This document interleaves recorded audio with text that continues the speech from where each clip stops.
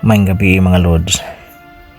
Ni gawas ko rong gabi una kay mopalit na kog limpo para ipanghatag na ko para libreng panihapon niya pakapinan puso.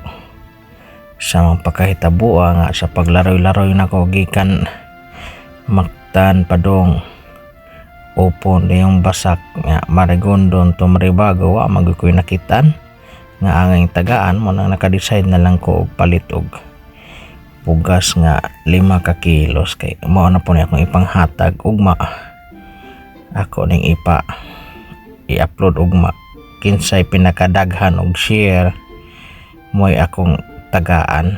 Pero kung gamay ra gani og share or walay mo share, ako ning ihatag sa kadalanan. Mugawas ko ugma og akong ilibot suroy kung makakita gyud ko og nga angay nga tagaan. Imbis nga limpo akong ipanghatag unta karong gabi una, wa man ko'y nakitaan nga angay nga tagaan mo nang kaning limpo nga akong gipalit akon lay kaon ani napanay puso.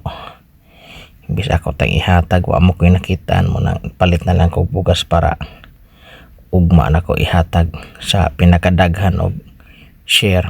Pero kung di kaabot ato sa uban ako ihatag.